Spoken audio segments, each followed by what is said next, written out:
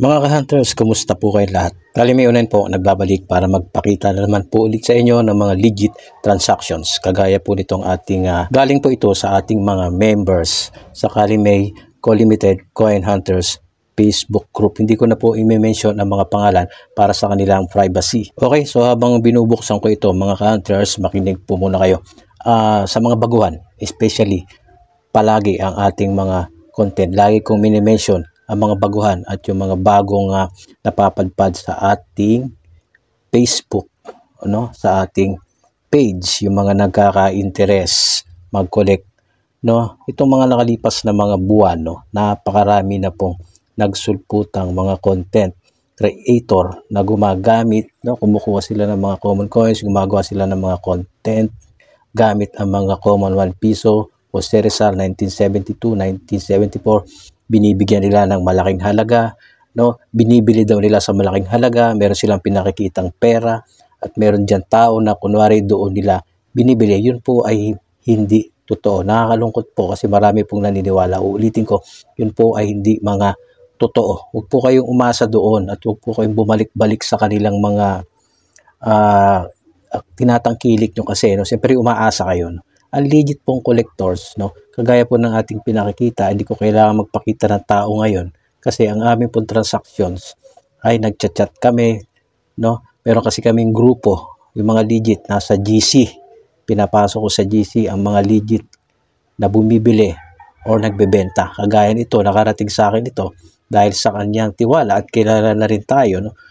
Kung ito man ay hindi pa bayad, consignment, no?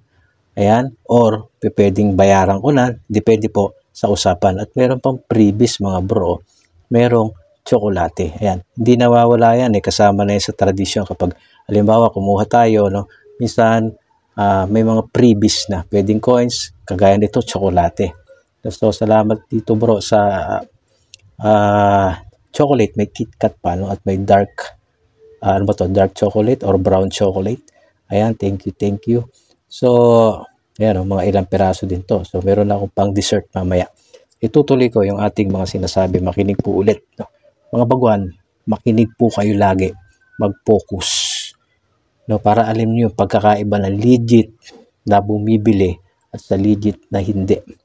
No, dito po sa coin industry, hindi po laging mabibilhan. Hindi po laging nagaganap ang bilihan, no?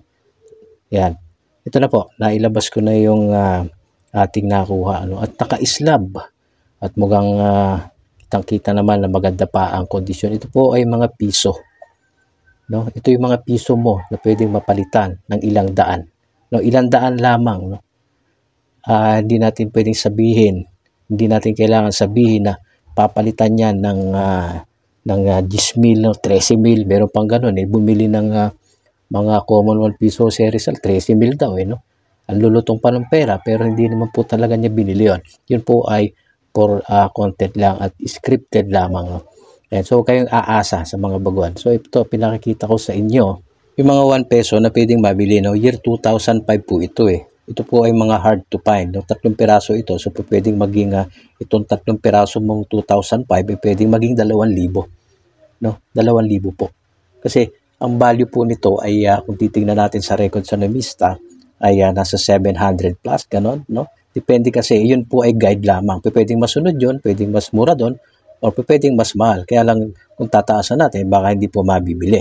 So, yun lang po ay tamang value nitong ating mga year 2005, 1 peso, BSP series coins. Hard to find, no? So, ayun po ang dapat ninyong hanapin. Ngayon pa lang mga baguhan. Huwag kayo umasa dyan sa mga hawak ninyo na mga common lang. Kung mapapansin nyo sa comment section, marami kayong katulad Ibig sabihin common lang. No, ang mabibili po ng posibleng mabili ng mga hawak ng old coins ay yung mga uncirculated. Yung talagang magaganda pa. No? Pero pag medyo circulated at di na maganda kondisyon, huwag na po tayong umasa. No? So, sinasabi ko lang po yung katotohanan. So, ayan, tignan ninyo. Ang ganda pa ng kondisyon nito. Diba? So, simulan nyo na mag-hunt, mga baguhan, no, mga ka-hunters. Nang sa ganun, kung gusto nating maranasang makapagbenta, hanapin natin hard to find. Tandaan niyo hard to find years. Pag-aralan niyo, i-search niyo sa Google para meron po din kayong matututunan sa pangongolekta. At hindi lang pagbebenta. Pag nagka-interest kayo, magko-collect na rin kayo. At huwag nyo na kayong tumangkilik doon sa mga bumibili ng mga common coins sa matataas na halaga. Inuulit ko, hindi po yun totoo. Ganito po ang totoo. Hindi natin kailangan magpakita ng maraming pera. No? Kasi kapag legit, ang totoong legit collector ay tumatawad. Kahit mga negosyante, no?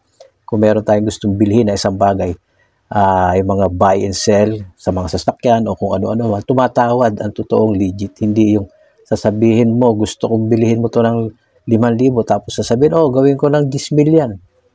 Sa common coins, ganun. Di pa parang nakakatawa lang. Pwede yung ganun sa ginawa ni Boss Toyo doon sa 1906 1 peso USPI kasi totoo ang halaga no 1906 ay nasa 200k kaya tinasan niya yung offer. Pero pag sa common coins hindi po pwedeng gawin yon.